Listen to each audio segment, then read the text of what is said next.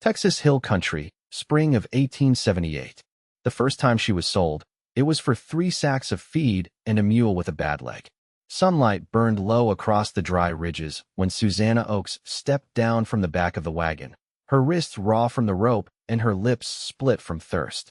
She was just past 20, but she stood like someone older, silent, shoulders straight, eyes dulled.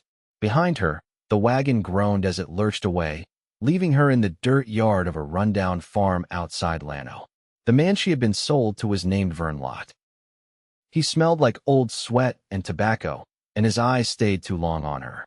A cruel man, folks said, mean to his animals and worse to his women. Susanna did not know what her uncle had traded her for, only that she no longer belonged to herself. Vern showed her the barn, the chicken coops, the slop buckets. You work hard, you eat, he said. You don't, you bleed. He kept her in the loft above the horses, with a mattress that stank of mildew and a single blanket. No lock on the door, because there was nowhere to go. 3 weeks passed. 3 weeks of back-breaking chores, of bruises that bloomed purple down her arms, of nights she curled herself against the wall and pressed her hands to her ears when Vern came in drunk. She never cried. She would not give him that. One morning, as she was hauling water from the creek, a rider came up the trail. He was tall in the saddle, wearing a worn coat and a battered hat pulled low. Dust clung to his boots and his shoulders, and a rifle was tied across his back. He stopped beside her without speaking, his gray horse pawing the dirt. Susanna kept her eyes on the bucket. If you are here for Vern, he's in the back shed. The man nodded once, then dismounted. He moved quiet, like someone used to watching the world before stepping into it. His eyes met hers for a second, clear, steady, the color of storm clouds, and something in her chest tightened. She did not know his name yet, but she would never forget how he looked at her. Dawson Price had arrived on business. He was a cattleman from farther west, up near Mason, and he had come to settle a deal on 2 bulls Vern had promised and never delivered.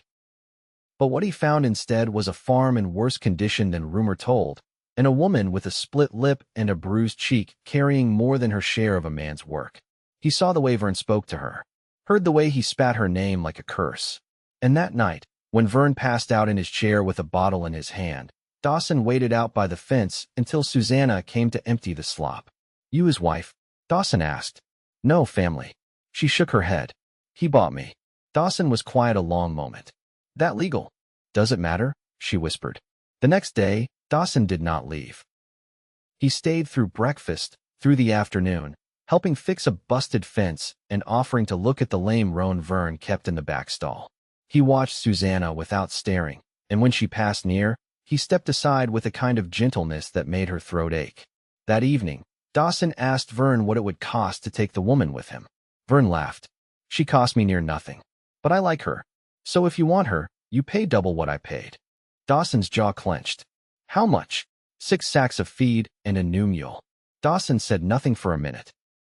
Then he nodded, went to his saddlebag, and pulled out a folded note from the bank and Mason signed and sealed and handed it over. You'll get your mule in 3 days, he said. The feed by next week. Vern blinked. You're serious. I do not joke about women.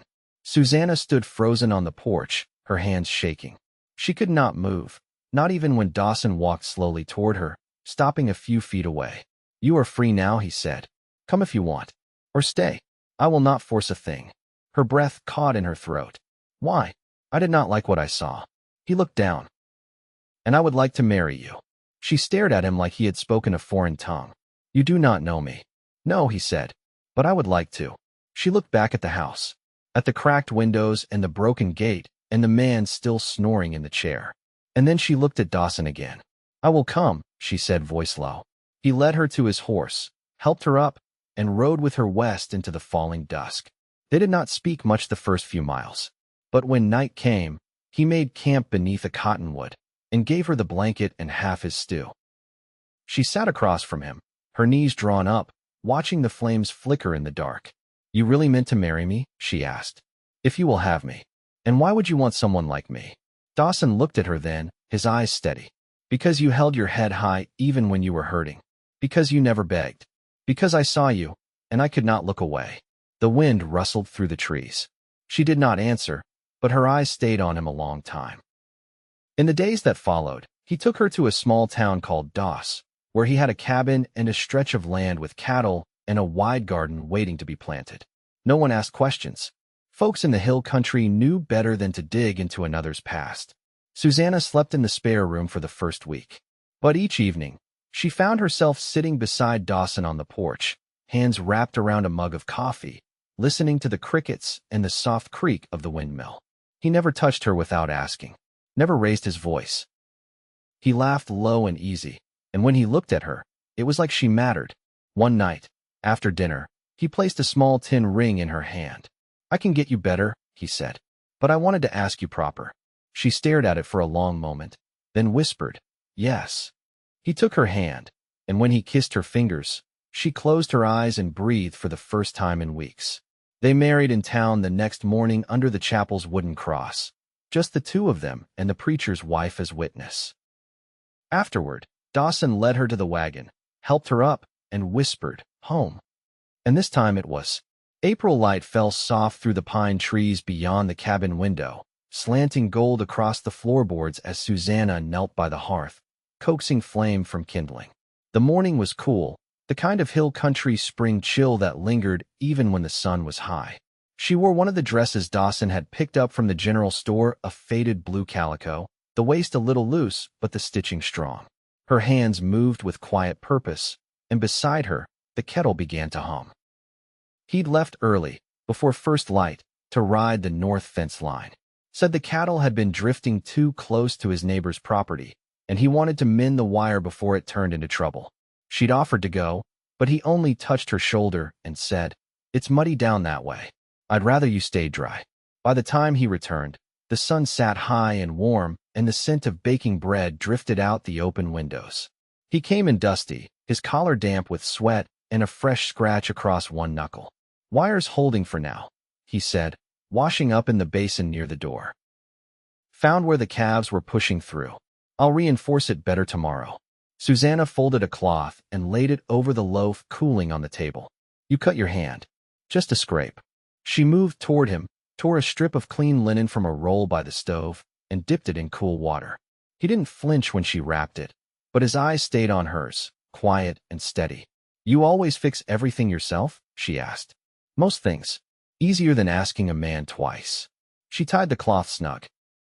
"You ever ask a woman?" "I do now." He said it without a grin, without teasing, and something in her chest settled. She stepped back, wiping her hands on her apron, and he took a seat near the window, boots heavy against the floor. "You ever have help here?" she asked. "Used to. My brother before he married. A Comanche boy once, traded work for bacon and shelter through a bad winter. He left when the grass turned green again.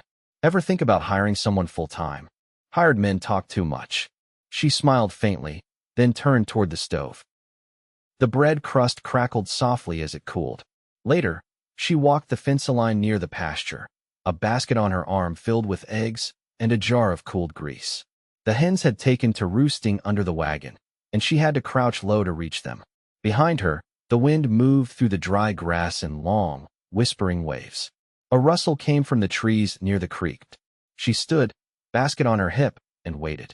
A moment later, a young girl stepped out barefoot, her dress patched at the elbow, a bundle of wild onions in her arms.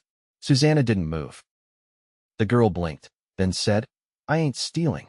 I didn't say you were. I just come for greens. Mama's sick." Susanna walked closer, slow and even. "You live near?" The girl pointed west, past the ridge. "With my brothers." Susanna looked down at the onions. "You want some eggs?" The girl's eyes narrowed suspiciously. "Why?" "Because your mama's sick." She reached into the basket, lifted 2 eggs, and held them out. The girl hesitated, then stepped forward, quick and cautious, and took them. "Thanks," she mumbled, turning on her heel. "Wait." The girl froze. "There's more, if you come back tomorrow. Bread too." The girl gave a sharp nod before darting into the brush. That evening, Dawson leaned against the doorframe, polishing the iron latch with a bit of cloth. "We've got neighbors out past the ridge. 3 children. No shoes. Their mother's sick." He didn't ask how she knew. Just said, "We'll pack a sack in the morning." She looked up at him from where she sat sewing. "You mind me giving away what we've got?" "If we've got enough, I don't mind." Her hand stilled. I'm not used to choosing. You're free to now. She set the mending aside, stood, and walked to where he stood. He didn't reach for her, only waited. Do you regret it? She asked. Taking me on? No. She nodded, looking down at his boots. I thought you might. I don't lie to myself. She looked up then, and he touched her cheek with the back of his knuckles, gentle, like smoothing a page of thin paper. I've never had anything quiet, she said. Nothing that stayed. You've got it now. He stepped aside as she leaned into him, her forehead against his chest. No more words passed between them. Outside, the sky deepened to violet, and the first stars blinked into place. The rains came late that year, slow and stingy, and left the soil dry beneath a cracked crust. Dawson watched the sky each morning with his arms folded, his hat tipped back, and his jaw tight. He didn't curse the drought aloud, but Susanna saw it in the way he lingered over the seed sacks without opening them. She stayed busy with what she could, patching old feed bags, scrubbing the porch steps with sand, and tending to the sick woman past the ridge. The girl, whose name was Lenny, had come again at dawn with a bruise on her shin and a torn hem, and Susanna walked back with her carrying bread, lard, and a folded cloth soaked in white pine and vinegar. The mother's breathing rattled like dry corn husks, and her skin held a fever flush. Susanna dabbed her forehead and gave her sips of boiled willow bark. The boys hovered at the door, eyes hard with hunger and something older than fear. She been like this before? Susanna asked. Lenny shook her head, arms wrapped around her chest. She ain't moved since yesterday. Where's your kin? Dead or gone? Susanna pressed her lips together, then looked at the boys. You two strong enough to carry wood? The older one, barely 9 by her guess, nodded. Then feed the stove. Keep the room warm. Back at the cabin, she found Dawson sanding a broken yoke on the porch, his sleeves rolled and dust rising around his boots. She set the empty basket by the door and leaned on the post beside him. She's dying, she said. I figured. I want to bring the children here. If she passes. He looked up, not startled, just thoughtful. You think they'll come? They've no one else. He nodded once, then went back to sanding. Later that evening, she sat cross-legged on the cabin floor, mending a pair of trousers that weren't Dawson's. She'd taken them from the boy with the sharper eyes. They were worn through at both knees, the fabric gone thin, but the seams were honest. Dawson poured 2 mugs of buttermilk and set one beside her. You reckon they'll stay long? As long as they need. He settled in across from her. You ever think about having your own? She looked up, needle paused mid-stitch. Children. He nodded. I used to. Before. He waited, quiet. I was younger than Lenny when I lost my mother. After that, I stopped thinking about what might come. You think about it now? She didn't answer right away. Her fingers moved again, steady, threads slipping through the fabric. Sometimes, she said, when it's quiet. He reached across the space and picked up the other trouser leg, folding it slowly. I'd like to, if you ever did. I think I might. They didn't speak more of it. The fire popped low in the hearth, and outside, the wind carried the scent of mesquite and dry grass. The next morning, Lenny returned with red eyes and dirt on her knees. Susanna didn't ask, just opened the door and let her in. By nightfall, the boys were asleep on the woven rug beside the stove, bellies full and boots drying by the hearth. Lenny curled up on the cot in the corner, one of Susanna's old quilts pulled to her chin. Dawson stood at the window, arms crossed, watching the dark. They're half-starved and full of ghosts, he said. They'll be all right. You sure? She walked up beside him and leaned her shoulder into his. You made this a place folks can come to. That's more than most. His hand found hers, rough and warm. You're the heart of this place, Susanna. She didn't reply, only leaned her head against his arm, her breath slow and even. The wind pressed against the cabin walls, but inside, it was still, safe. And for the first time since she'd arrived, Susanna dreamed without waking. The air warmed in May, and with it came a hum of insect wings and the green push of life through stubborn earth. Dawson's lower pasture, bare weeks ago, now showed streaks of new growth, thin but holding. The creek behind the barn had narrowed to a trickle, but it still ran, and that was more than some could claim. Lenny hauled water each morning with practiced steps, sloshing the bucket only when one of her brothers startled her with a joke. The boys, Jack and Eli, had taken to following Dawson during chores like pups behind a wagon. They asked few questions, but watched everything: how he lifted a gate without dragging it, how he quieted the mule with just a touch behind the ear. Susanna watched their small shapes moving across the ridge from the kitchen window. She'd cut their hair the night before, both boys sitting still on the porch with towels around their necks, letting her snip without complaint. She hadn't said much, just worked the scissors with careful hands. They hadn't looked at her when she finished, but in the morning, they'd each left a pine cone on the windowsill where she'd find it. She didn't ask what it meant. She only kept them. Dawson came in before noon, his sleeves damp from the spring. He set a wrapped bundle on the table and took a seat without speaking. When she opened it, she found 3 seed packets: beans, squash, and sweet corn. They were clearing out the back shelf in town, he said. Said I could take what was left. She ran a thumb over the paper. We'll need to turn the east rows again. I'll start after supper. You can mark the spacing. She nodded, then sat across from him. He didn't meet her eyes, and she knew that look: not worry exactly, but the kind of weight that settled on a man when he was thinking too far ahead. She waited until he spoke again. I've been offered a grazing lease, south of Kerrville. Just a few months, but enough land to keep the stock fed through summer. Her hands stilled on the seed packets. It's a long ride, she said. I'd be gone 6 weeks. He looked at her then, not to ask permission, but to see if her strength would hold. She folded the paper edges down. We'll manage. I can ask Henry to check in. He's got a wagon out this way twice a week. I'll have the boys dig up the barrels. We can store water for the garden. He leaned forward, elbows on the table. I don't like leaving. I know, but we'll need what it brings. She reached across the table, her hand closing over his. I'll keep your place here. You go feed the cattle. He left 3 mornings later, just after dawn. He took only his rifle, saddlebag, and the bay gelding, turning once at the edge of the path to tip his hat toward the porch. Susanna stood with her arms crossed, the boys behind her, and Linny still holding the cloth-wrapped mess of dried meat she'd packed for the road. When he disappeared around the bend, Susanna didn't go back inside. She walked out to the rows and began marking them with twine and stakes, the morning sun barely warming her shoulders. Each day, she rose early, split chores among the children, and kept the house steady. She taught Jack and Eli how to read the weather from the clouds, showed Linny how to trim the rosebush without killing it. At night, when the wind shifted cooler across the ridge, she sat on the porch and mended Dawson's work shirt by lantern light, the thimble worn smooth against her fingers. 2 weeks passed. Then came the rider. He arrived near dusk, horse drawn and sides lathered.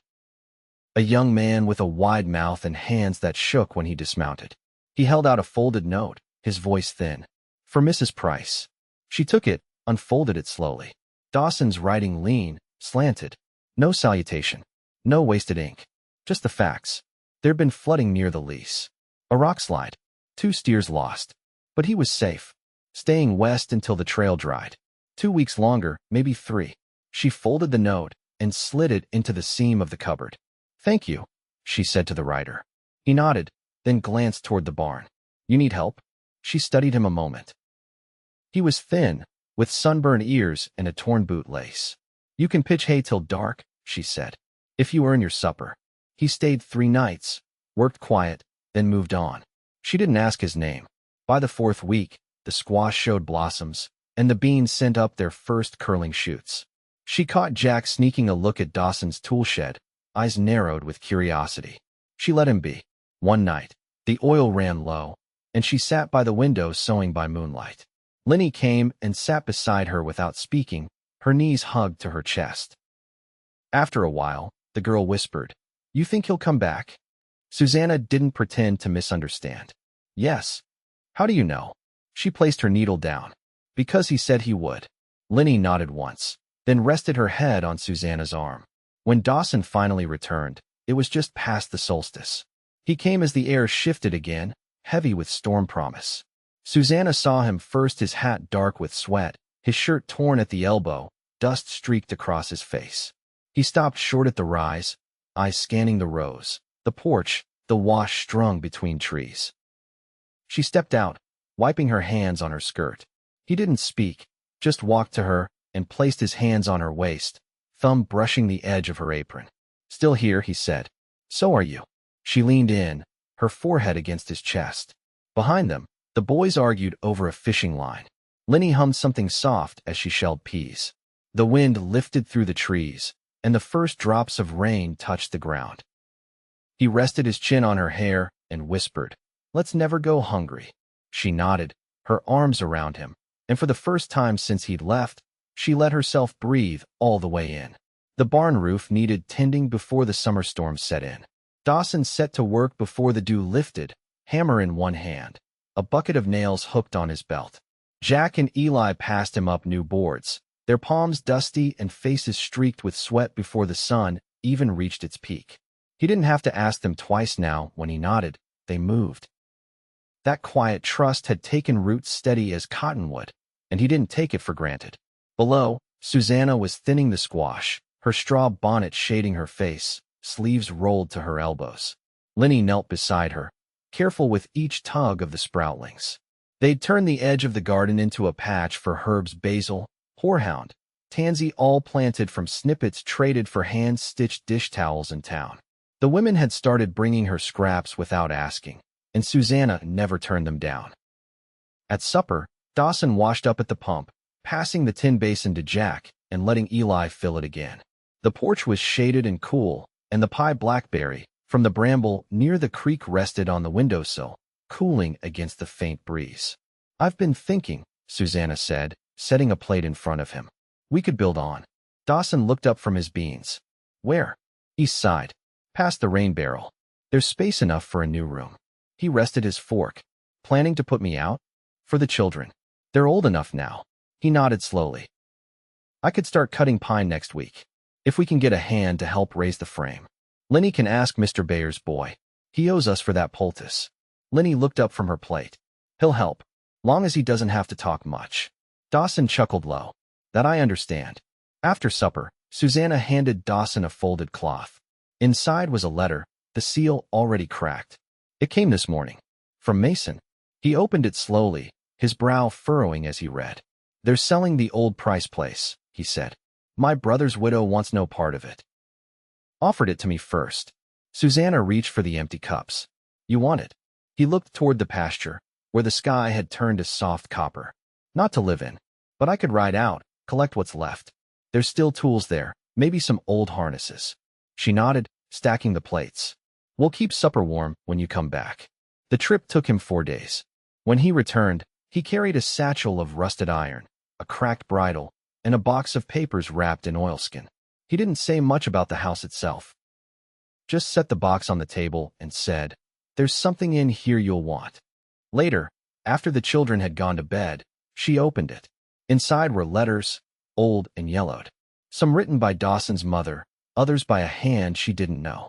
She read them in silence while Dawson sat by the stove, mending a leather strap. "These are from a woman named Clara," she said. "To your father." He nodded. "My mother's sister. She died crossing the Brazos. She wrote about a girl. Said she'd stay with her sister until her father came." Dawson looked up. "You think it was you?" "I don't know. But the dates line up." And she mentioned a scar on her temple. He stood and came to sit beside her.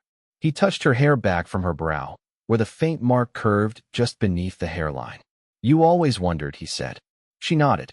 "I think I was meant to come here." He took her hand and held it against his chest. "You were." In August, they held a gathering on the east slope under the cottonwoods. Neighbors came with baskets of bread and jars of pickled okra.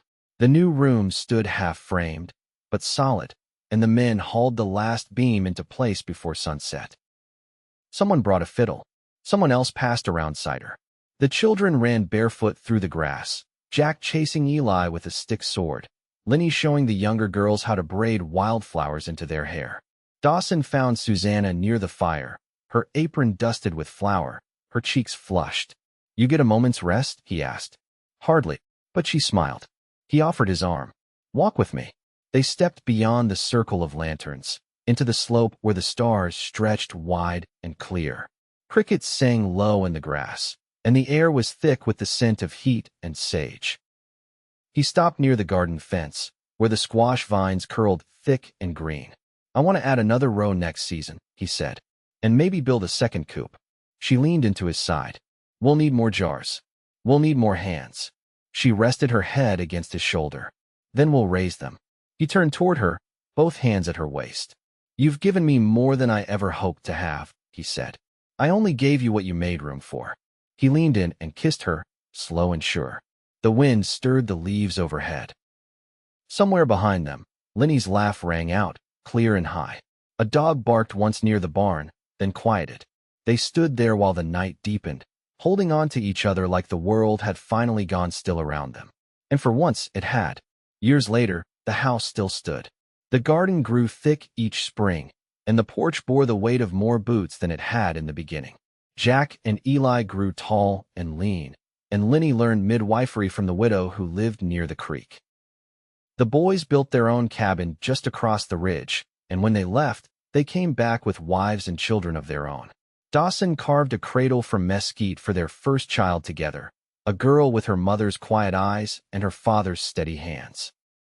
They named her Clara, and when Susanna held her beneath the cottonwoods, she whispered, "I knew you'd come." And in the evenings, when the work was done and the lights stretched long over the ridge, Dawson and Susanna sat side by side on the porch, hands clasped, hearts full, watching their life grow out of the soil they'd tended together. Peace had come not by miracle, but by choice, by labor, by love. And it stayed. Always.